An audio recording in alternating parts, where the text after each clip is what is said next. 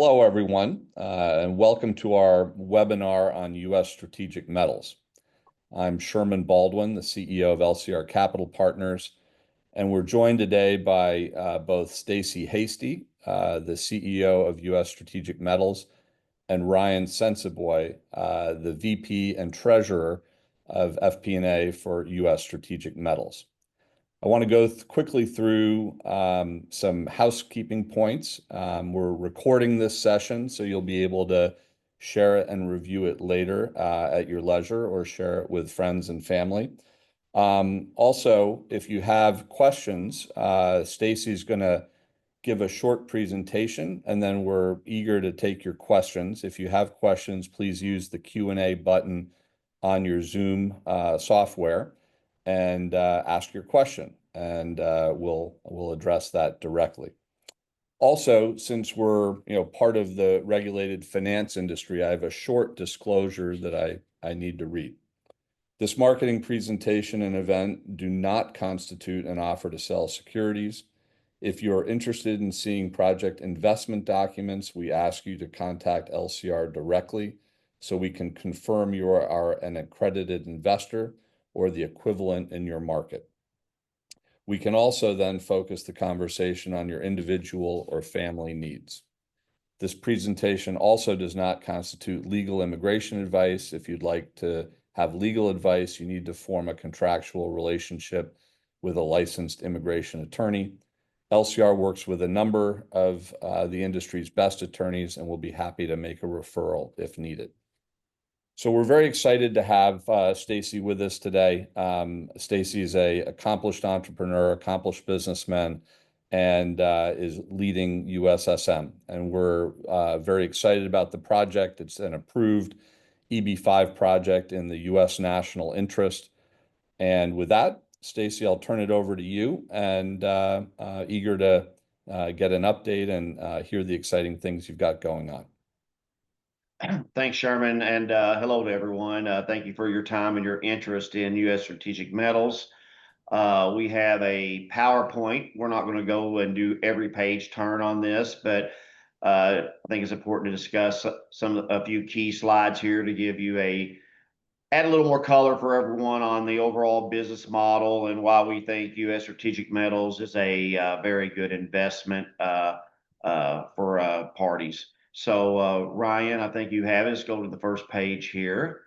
Why do we think U.S. Strategic Metals is a very solid investment? Quickly here, I just came back from Washington, D.C. I think I've been in Washington, D.C. 7 out of the last 9 weeks, and it's all very exciting. But I think everyone is aware that the U.S. is definitely, under the Trump administration, pushing for energy independence, and for national security reasons, and also because the Chinese have basically a stronghold on metal processing throughout the world. And the U.S. wants to get positioned to counter that position that China is holding currently. USSM, we're a fully permitted site.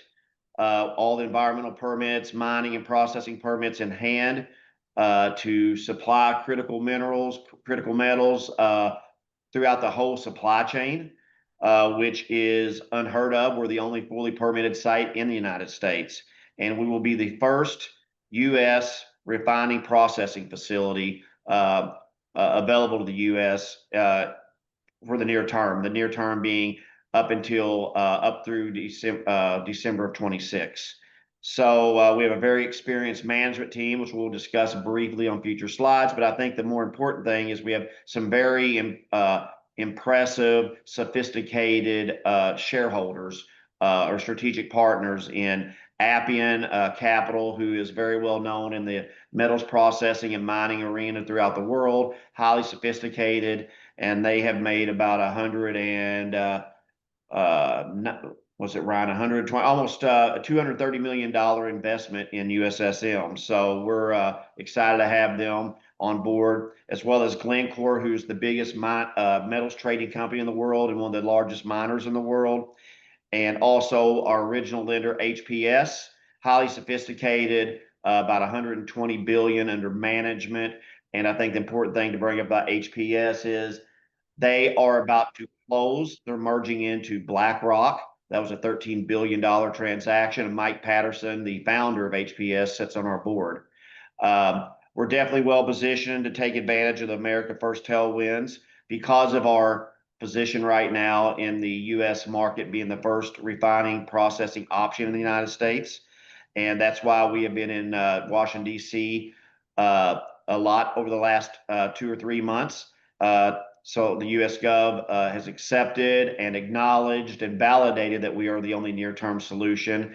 And we're working closely with them in discussions and negotiations to try to figure out ways to expedite and expand our processing capabilities at a much condensed time frame. And finally, our business model, it is a very good business model, meaning that the business model set up that we're really not at risk on commodity pricing.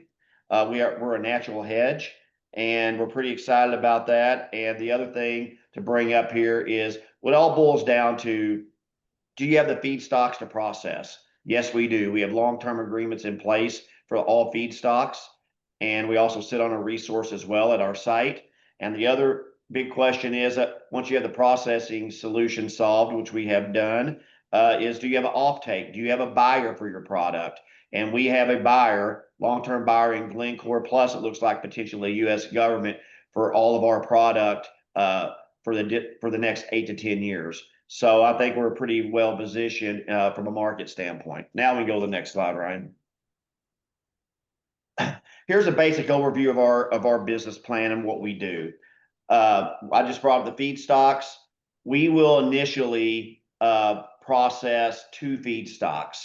A feedstock that's supplied by Glencore in a long-term contract called cobalt hydroxide. It'll be shipped in from DRC, from Congo, and Glencore has an operating mine there, and they will be shipping that over to us for processing. It's a very high-grade product in cobalt. The other product that we will be processing is what they call black mass. Black mass is basically end-of-life lithium-ion batteries or production scrap from the making of lithium-ion batteries. So what a lot of people don't realize, there's a lot of production scrap when you make batteries, because about 20 to 30% of the new batteries, they do not make specification, and they do not want that metal wasted that they put in these batteries that did not meet specification. So they want to recycle that. So it's very unusual that a processor or a refiner can take both types of products, the recycled lithium-ion battery, black mass, and the ore-based products such as cobalt hydroxide. Most processors take either or, and most of them, that are competitors with us or soon to be competitors or quite a few years behind us, are really focused on batteries only, because that was a push from the Biden administration, and people seem to jump on that business model focusing on batteries.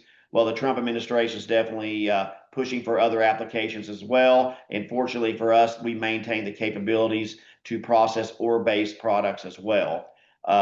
We have a hydromet processing facility that's under construction right now. Will be completed in the first half of 26, and we're very excited. It is a very low cost process. It can actually compete with the Chinese on the cost basis, and it's also a very environmentally clean process. And our final products are very versatile as well. We can be in the battery business, meaning we can make products that to go inside the batteries, which would be a sulfate product like a nickel sulfate or a cobalt sulfate or a lithium carbonate. But we can also make a metal cathode as well. And the initial phase, we will be making a metal first, a cobalt alloy metal first. So the good news about our model here is we can take multiple feedstocks. We're not restricted on the feedstocks that we can take. And we can make multiple final products, meaning that we can make a metal, because that's what some customers want. For example, the U.S. government prefers to have an alloy metal. And we can pivot also and make a sulfate product that for the battery market. So we're very fortunate that we have this flexible business model. I've already brought up before, the processing here that, it's clean, it's flexible. We're the first one to the market. We can scale this up, meaning that we build this in a modular form. So while we're in production, once we're in production on the first commercial phase, we will not stop building. We will go ahead and build future phases as well, but we can be operational while we're doing that. And we already have all of our feedstocks locked down with sophisticated players in this industry. And once again, I bring up our strategic partners that we're very proud of the fact that we have very smart strategic partners. We like to call it smart money. So we're very excited about that. Next page, Brian. This is our team. I want to focus real quick on the board of directors. Willie Strawhatter is the former chairman CEO of Glencore. Willie's basically a legend in this industry, in the metals processing and mining industry. And Willie currently owns about 8 to 9% of the company. He was one of the early investors, and he's a very active board member and just a wealth of wisdom. I've already brought up Mike Patterson, who is co-founder of HPS. He will stay on our board even when merger with BlackRock is completed. General Keith Alexander has worked under numerous administrations, cybersecurity, and also really is very, very effective in helping us when we are in communications with the Department of Defense. And then finally, Nick Popovic is retired from Glencore about a year and a half ago. And as soon as he was free to join outside boards and invest in outside companies, we were his first investment. Nick is probably the most knowledgeable person from a technical standpoint, as well from a market standpoint in the world that I know. So we have built a very good team on the board. And then to bring up our executive team, Tom Bollard, our CFO, extensive amount of experience with public companies, which I think we're going to communicate that's one of our goals, is to take this company public. Mike Holloman, commercial director, has been in the industry for over 25 years. And Turner Caldwell is our senior technical advisor. He used to be the former head of battery minerals and metals at Tesla.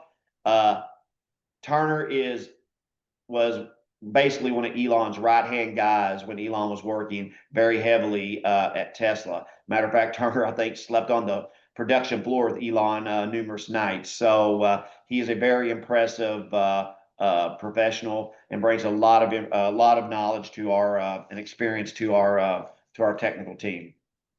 Next page, Ryan.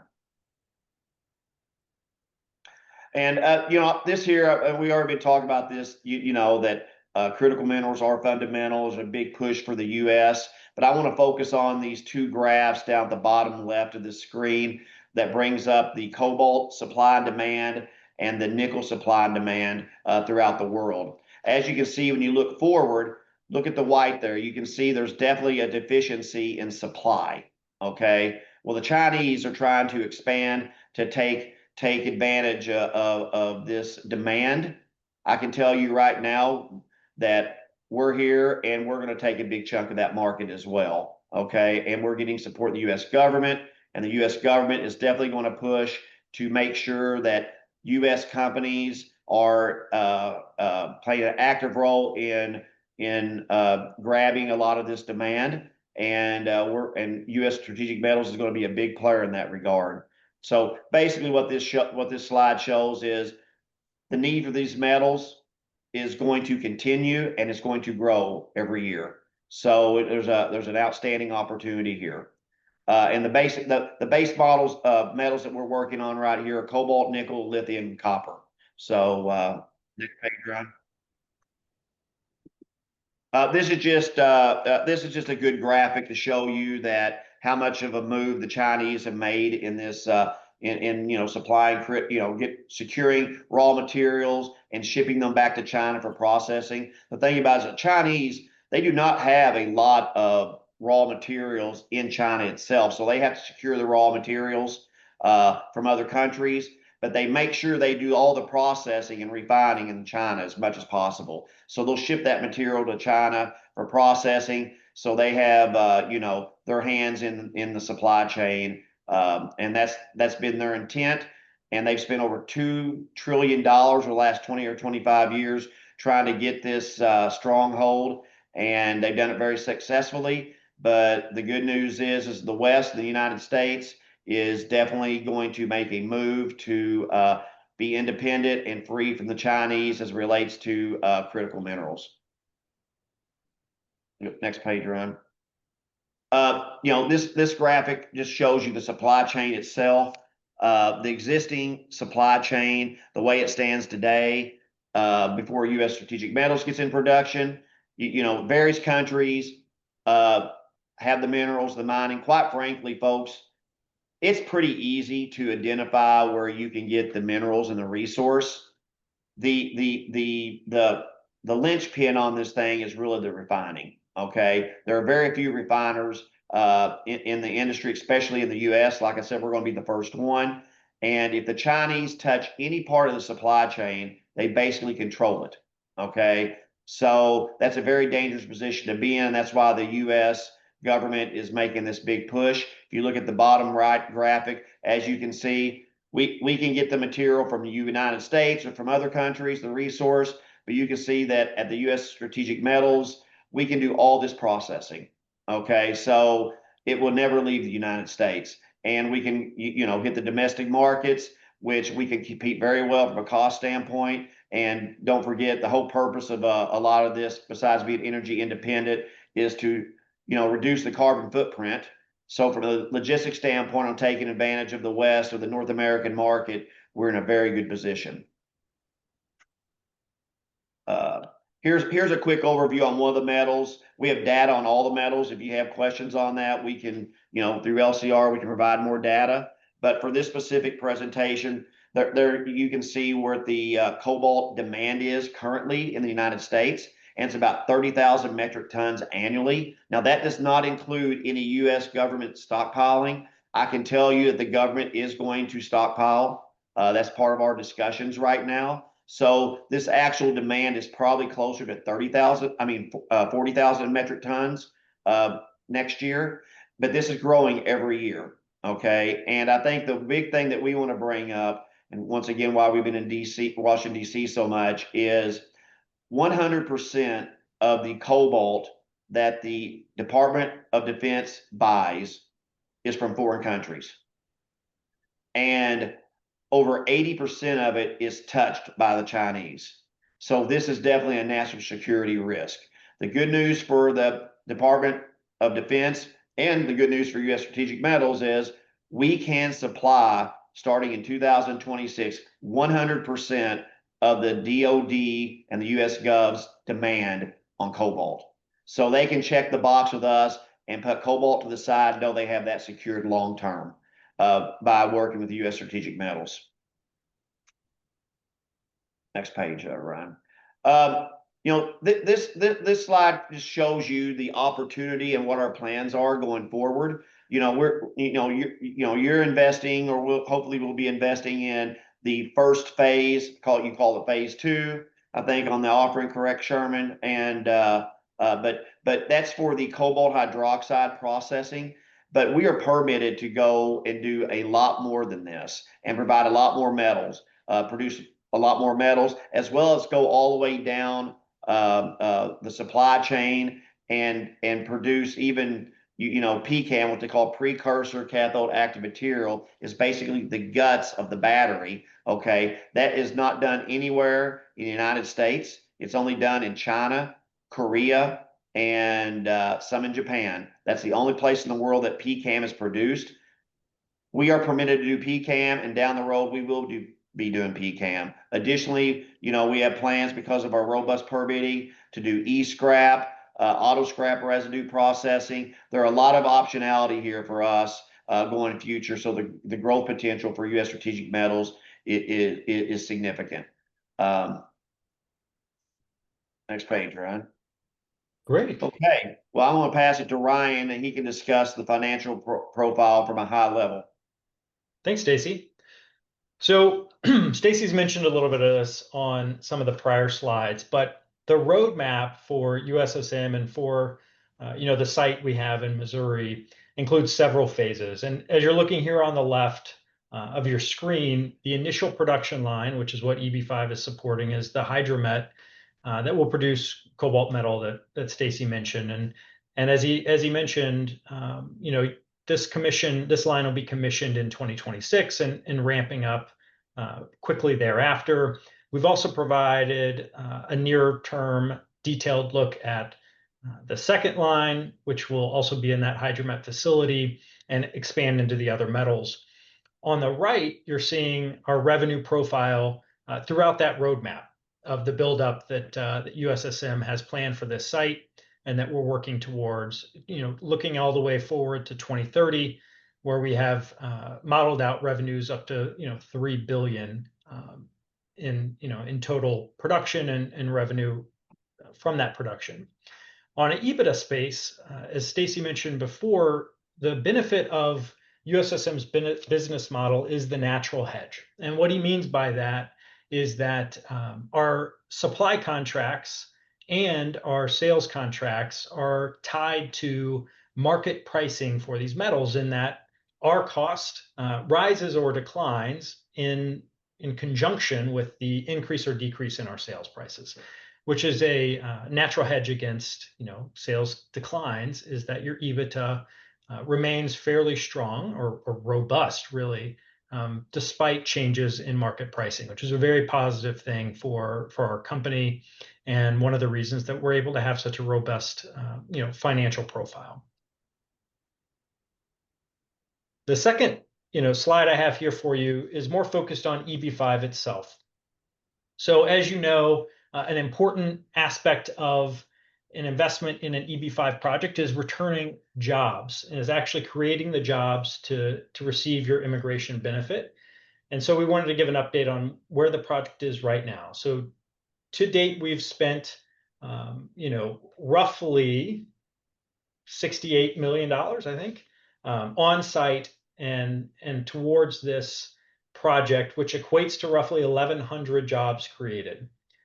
That's almost enough jobs to cover the entirety of the EB-5 raise, and all the additional jobs added thereafter would be buffer jobs for later down the line. So real significant progress towards creating all the jobs necessary for this raise. And I'll pass it back to Stacy if there's anything you want to add. Yeah, this is our last slide. Once again, I've already brought up our strategic partners, Appian Capital, obviously LCR you're working with. We're very excited about our partnership with LCR. HPS, which is soon to be BlackRock, and Capmar is the Nick Popovic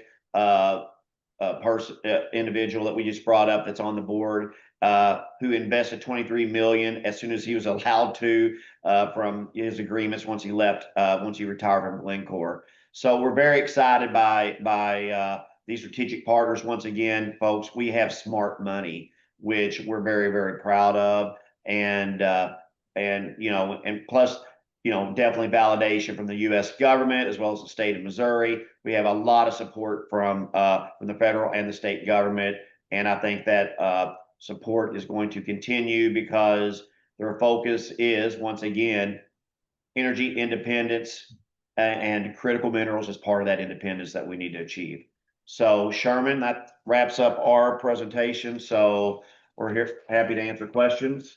Great. Ryan, if you don't mind, if you could bring the presentation back up quickly, I do want to offer two clarifications on page 10 and 11. So one thing that Stacy hit on early in the presentation is the importance of permitting. And I just want to emphasize the distinction.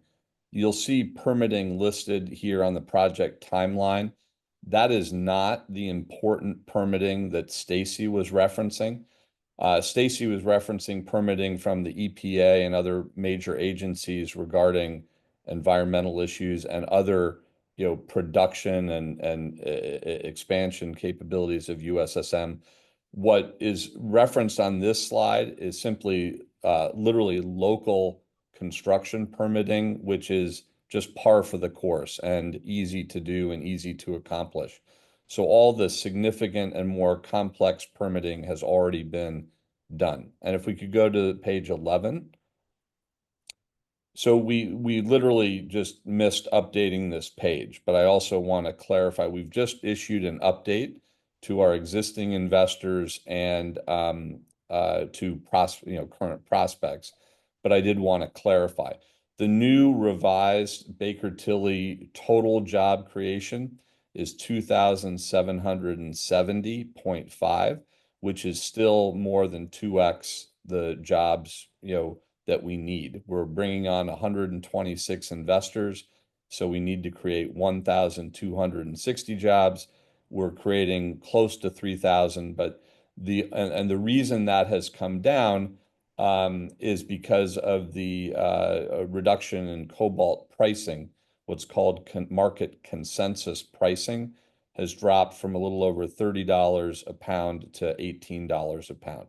So that's why the job creation is reduced. All the construction jobs are the same, but and then the 1,100 jobs already created, that number actually now, according to Baker Tilly, is 535.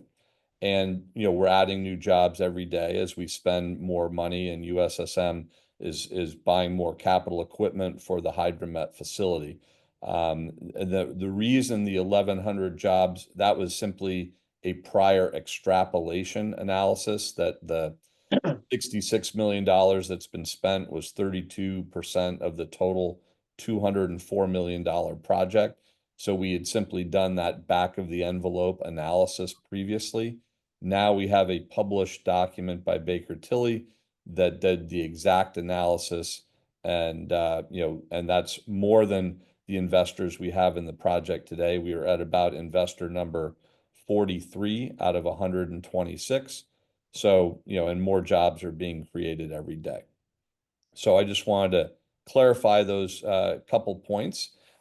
We have some questions, and so let me bring those up, which is great. And Stacy, I think this one would be for you. Is the supply unrestricted in your view for these mining materials? I don't know if I would call it, I don't know, I need a different clarification on what I mean by unrestricted in our view, but there's ample supply available, okay, now throughout the world, all right? So this states specifically the cobalt, okay? Cobalt is present in Missouri and Idaho, mostly in the United States, okay? I can tell you that we own one of those that's in Fredericktown, Missouri, and we know the owners of the other two, and we have an agreement with Glencore that we have not closed on yet, but we are working on, and we come to a term sheet agreement that we made with the U.S. government that we're going to take ownership of the Blackbird cobalt copper mine here in the near future. So we will have two of the three major cobalt reserves under control in the United States. There's definitely a push to open up more mining facilities, but realize a lot of these mining facilities do not do full processing refining. They have to rely on a processor and refiner such as USSM and ship the material to us because either the resources are big enough to justify that expense, or B, they can't get the permitting to do the full supply chain and processing and refining. So they'd have to send material like that to us. I can already tell you that we are getting new calls daily for miners, junior miners, and traders that they want us to process their material. So I think you're going to see a push of more supply, which is good news. But once again, the linchpin is really processing and refining, and we're well positioned to do that. Great. Thanks, Stacy. For everybody on the call, if for any reason you have a follow-up question, I felt that was a comprehensive answer. But by all means, please ask a follow-up question in the Q&A box if you have one.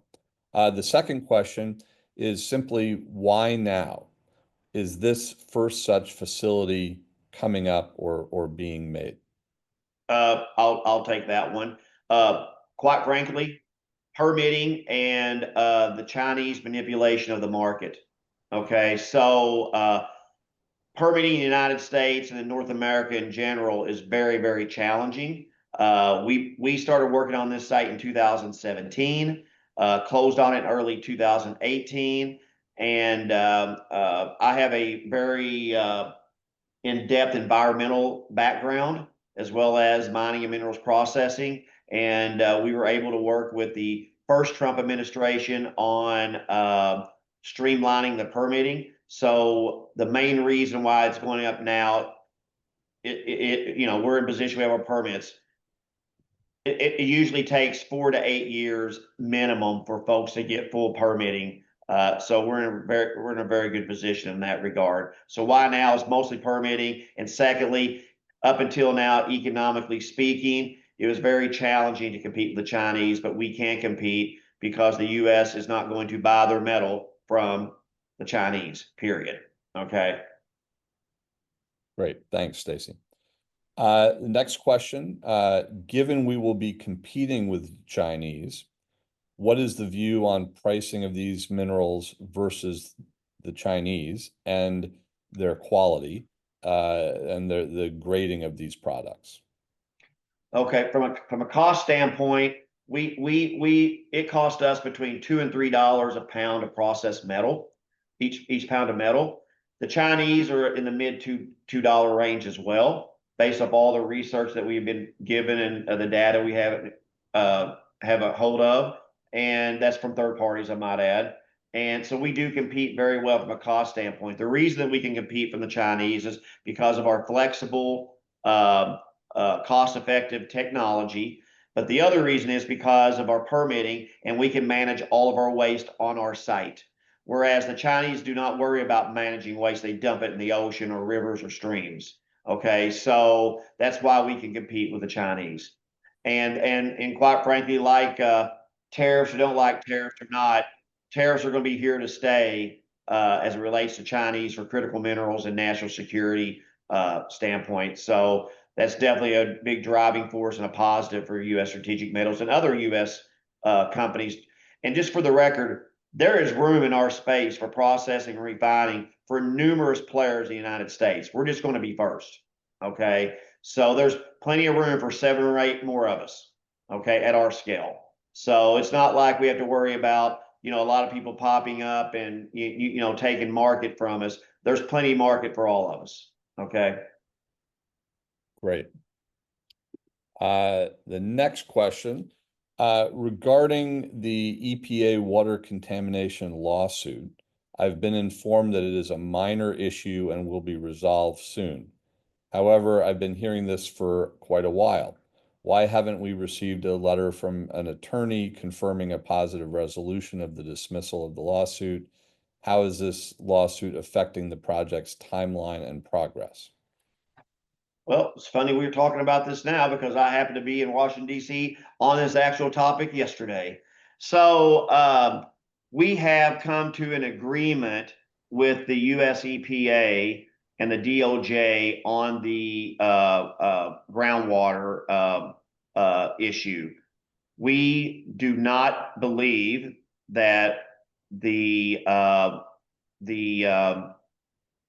violation is fair or real. Matter of fact, we think it's just dead wrong. Okay, we disagree, and it just takes a long time to go through the process with the EPA and the DOJ. I can tell you that we have a term sheet right now that is accepting no blame for any offsite water contamination, because there was no offsite contamination provided by us, by U.S. Strategic Metals, and is maximized out at $1.25 million, okay, is what they have proposed.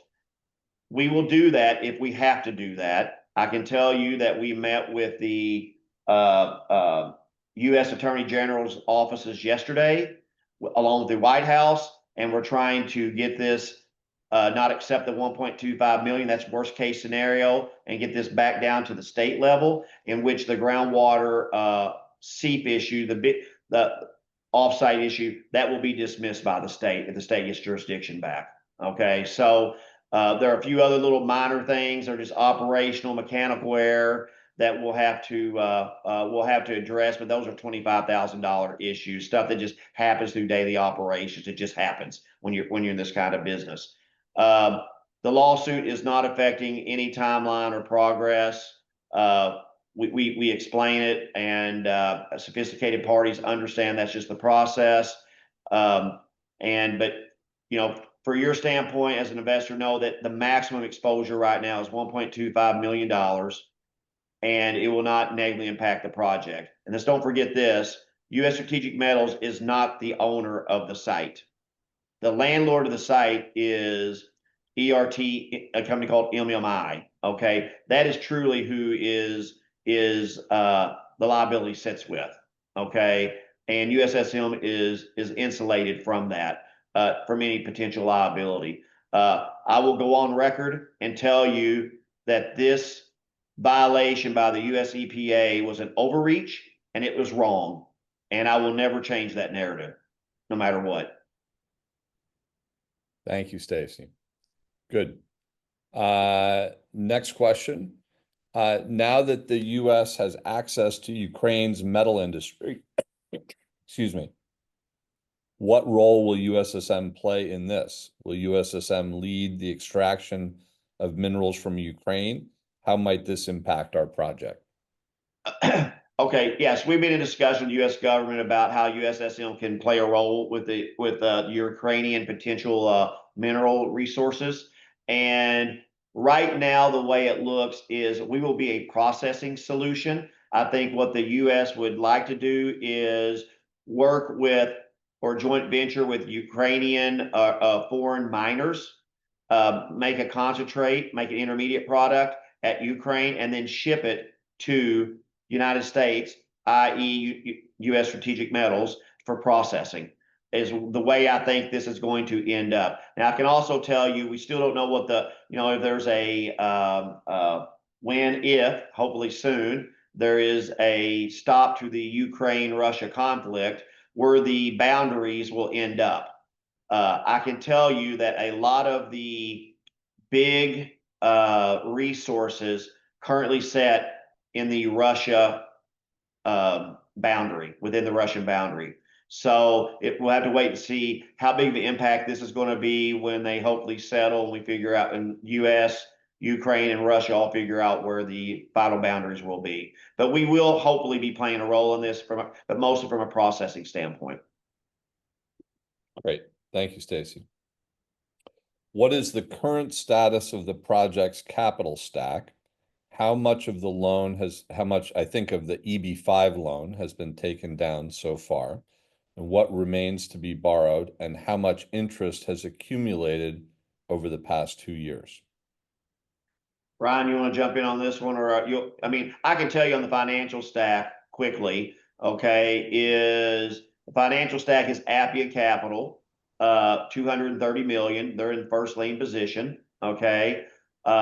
There is a second position is Glencore, from a prepayment they made at the beginning of the project. Ryan, that's probably down to $25 or $30 million, I think, range. In that range, 30 million, give or take a few $1,000,000, I believe. And that's being paid. That's being paid now. That'll be paid off over the next year and a half or two.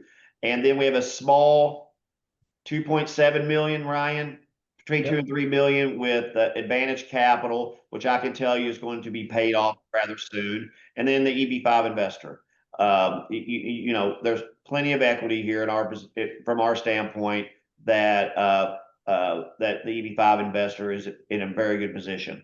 Okay. So what, Ryan, you want to on the interest? I'm not quite sure I know off the top of my head, or do we have to get back to somebody? How much interest has accumulated over the past 2 years? I assume maybe we might need some clarification on what the question is related to, is if that's related to EB-5 or general debt. Maybe talk about the amount of capital drawn down of EB-5, and then I'd ask the person who asked the question maybe to type a clarifying question about what you meant around interest, so we can answer it correctly. So to date, we've drawn 27.5 million of the 100 million total loan value for EB-5. So there's certainly still capacity in that loan as well. Yeah. And a number of the investors have done tranched investments. I think we're up to investor number 43. There's ample job creation to cover all the investors in the capital stack, or in the fund so far, and we're adding new jobs every day as we're drawing down capital, not necessarily every week, but kind of certainly every other week into the project. So, there's no long delays or waits for your capital to go into the project. The timeline starts right away. All right. What is the strategy for repayment of the EB-5 loan? Okay, I'll take that. Three ways potentially here, actually. One way is through a potentially refinancing. Once we're up in production, there'll probably be opportunity to refinance the debt, and we'll take a look at what, especially if interest rates go a bunch low, they continue to decrease. We'll take advantage of that. The fastest way that I see happening is we do plan on doing a public offering, and I hope that we can do that public offering anywhere from 10 months to 18 months from now. Okay. And depending on what we decide to do and how much we decide to raise a public offering, that will potentially be a source to pay back the EB-5 loan. As well as, the project does spin off enough free cash flow if we go the full term to pay off the EB-5 loan as well. Okay. So those are the sources. Great. I'll take the next one. With the project entering full-scale construction this year, will you be providing monthly or quarterly reports to investors? We plan to issue quarterly reports and a more robust annual report. What is the collateral for the EB-5 loan? How was its value appraised? I'll take that one as well.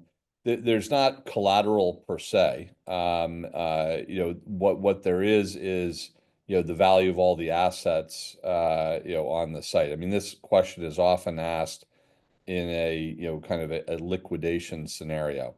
And this is an unusual asset, right? And there's not like there's 4 or 5 businesses like USSM. And so, the way to think about this is, the way I think about it is the worst case scenario is that Stacy and the management team, have a horrible demise in a plane crash or a car accident or something like that. That's the worst case scenario. And the board would gather and bring in a new management team, and the business would continue. This is truly a unique asset and a national asset, and it is going to continue. It's not like a hotel or something where there are 5 or 6 similar types of things. So a traditional collateral or liquidation analysis doesn't really hold here.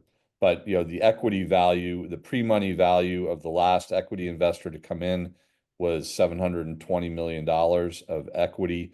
So there's a tremendous amount of equity, protecting the EB-5 loan of $100 million, multiple times.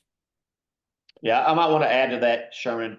Heaven forbid something happened to me or the management team or the board or whatever, or the management team. The board could easily find another operator. Due to our robust permitting and the positioning we have with the U.S. government, somebody in this arena would step in on this project and consider it very valuable. Okay, so we're just first to market makes you highly valuable, and there's just no way for us to put value on our permits. I like to say they're priceless, because they are. So I'm not sure they can be duplicated. Okay, for the full supply chain like we are. All right, I look for sites every day, or our team looks for sites every day throughout the United States. They have the same characteristics of our site. We can't find it. Okay, so we think there's value there, and quite frankly, we believe that the 720 million that that Sherman just mentioned, is low in our perspective. And that's that those numbers were highly negotiated with these sophisticated strategic partners, and they were discounted. Okay, that 720 is a discounted number. All right, on to entice these strategic investors to participate with USSM. Great. I think we've answered the next question, about loan repayment, if there's, and the capital stack. So if there's another follow-on question to that, please type another question. What will happen to EB-5 to the EB-5 fund if there's any changes in direction for the EB-5 rural program due to Trump Gold Card visa? I'll answer that. I mean, the way to think about this is, your investment is separate from your immigration benefit. The jobs have already been created. You're going to get your immigration benefit. You're protected by grandfathering of the current legislation. If there becomes a Trump Gold Card program, that will likely run in parallel.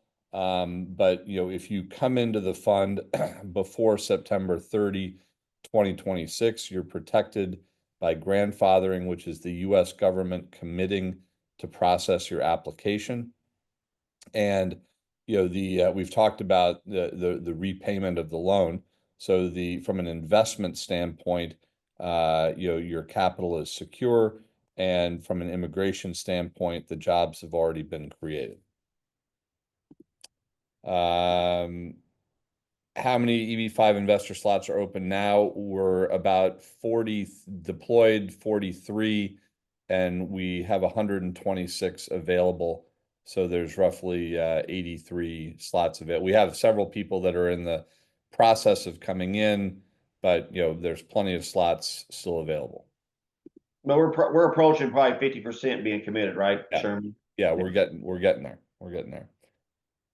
What is the time frame LCR to provide fully invested with? Yes, you can do a tranched investment. We like to see it in sooner than 6 months. So 500K now is fine. 300K we like to see within 6 months. If there's a strong reason for 12 months, we will discuss it with you. The risk is that they pick up your application. They're processing most applications for USSM and approving them within 10 to 11 months. So if you wait 12 months, you might get an RFE, and that's a risk that we'd all like to try to avoid. All right. question. When are you planning to file? Stacy mentioned, within 10 to 18 months. I mean, it could be 8 to 10 months. It could be 18 months. I think 18 months is assume there's not a market catastrophic event. Okay. I think 18 months is way long. We're waiting on our catalyst. Okay. And the catalyst right now would be the U.S. government signing an offtake agreement, which we are negotiating right now. That would be a catalyst that would probably facilitate us filing the S1 to go public immediate, fairly short order, or we close on the last round of equity we're raising, Sherman. Okay, yep. which we have executed term sheets on right now. So I think that the lower end of my range is probably very realistic based off where we see right now. Great. Another question just popped up. Could you provide an update on the construction progress of the project? What has been completed so far, and what remains to be done? Well, we're coming out of the ground already. So we like Ryan said, we've been spending quite a bit of money. A lot of the site work has already been done. The Metalox portion is up. Part of the what they call solvent extraction is up. We're doing very, very detailed engineering now. A lot of the main components have been ordered. But you have to realize that when we do this construction, a lot of it is wait time and on long lead items such as power distribution and whatnot. So that's being made off site. I would kind of call our project like a Lego set. They'll bring everything in skids and you put it all together once it comes. So I would say that we're 30 to 40% there, okay, in that range on that first phase. Great.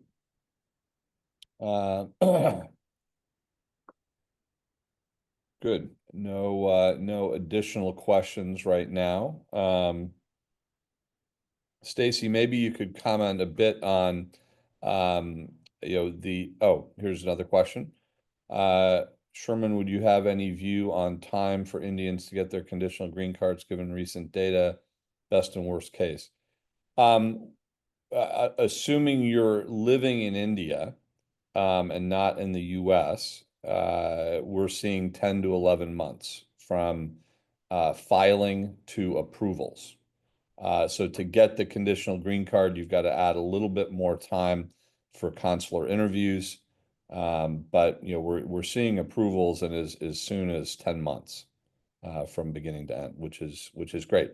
And given the project received expedited approval, you can, with your immigration attorney, seek expedited approval for your EB-5 I-526 application. You may or may not get an expedited approval, but the rural priority processing is coming in within about 10 to 11 months.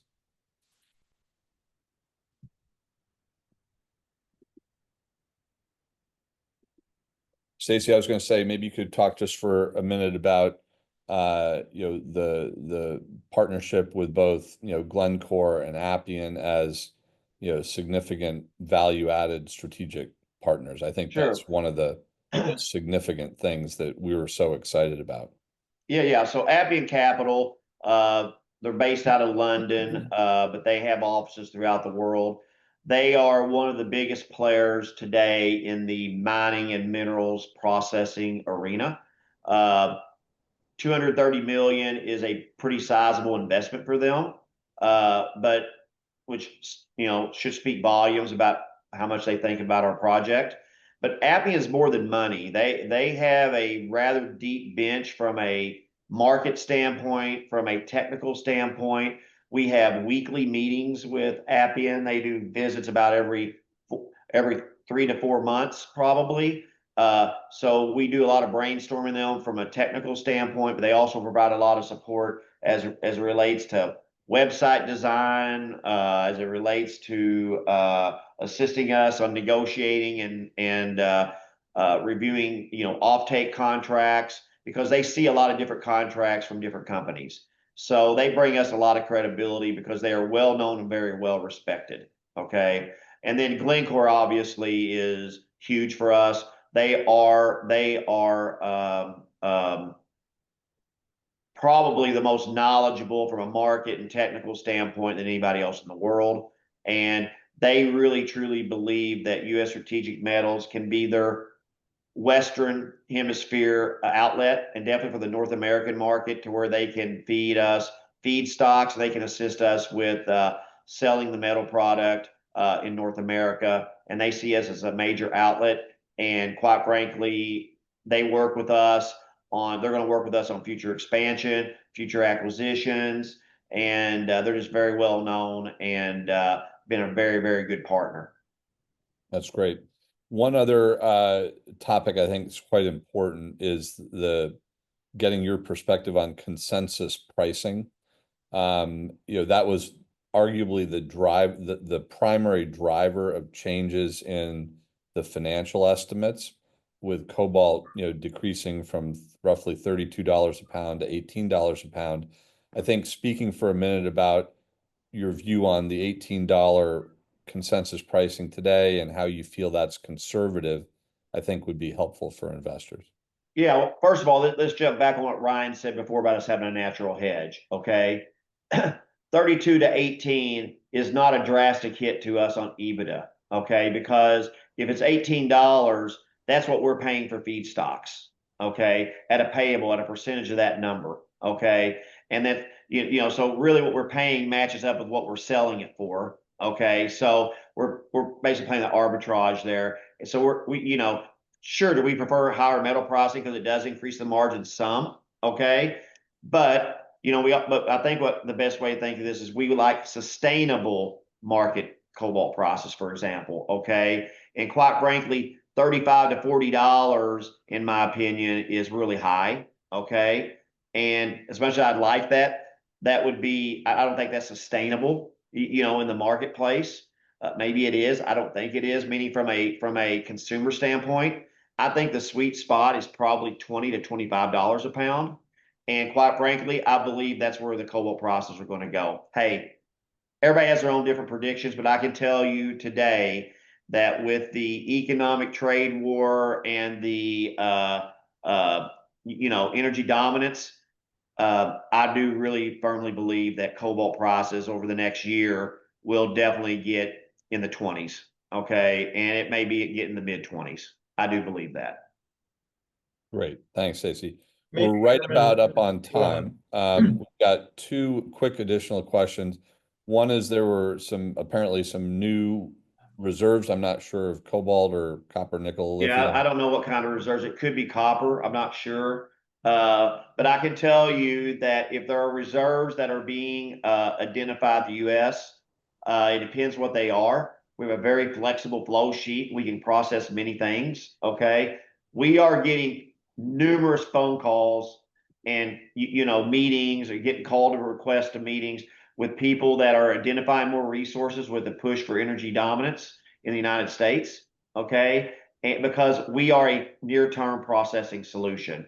So if there are reserves, we'll probably hear about it. And if it's a good fit for us, we'll probably try to work with somebody. Great.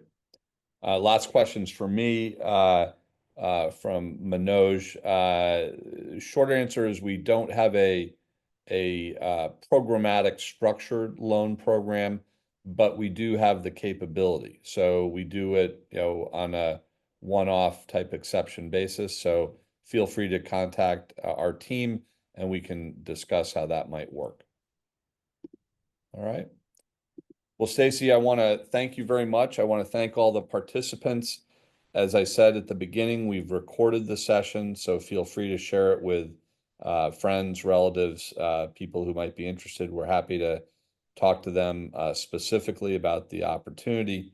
Ryan, thank you very much for joining as well and your expertise, and appreciate it. And we will talk again soon. Thanks very much, everybody. Thank you. Take care. Thanks, everybody.